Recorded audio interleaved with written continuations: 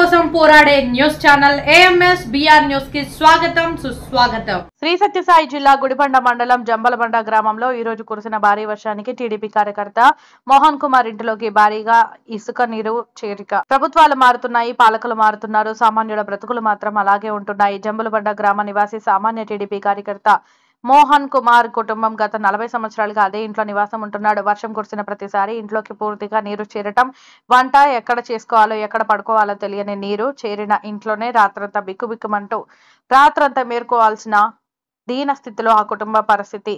ఎవరిని అడగాలో ఏం చేయాలో స్థితిలో ఆ కుటుంబం గడుపుతోంది. ఈ కుటుంబానికి మన నాయకుడు మాజీ ఎమ్మెల్సీ గుండుమల తిప్పేస్వామి అన్నగారు, అలాగే మన మడకశిర ఎమ్మెల్యే ఎంఎస్ రాజు అన్నగారు స్పందించి కుటుంబం పడుతున్న బాధను అర్థం చేసుకుని ప్రభుత్వం తరపున ఇంటిని మంజూరు చేయించి ఈ కుటుంబాన్ని ఆదుకొని తెలుగుదేశం పార్టీ కార్యకర్త కుటుంబానికి అండగా ఆదుకోవాల్సిన అవసరం ఎంతైనా ఉంది.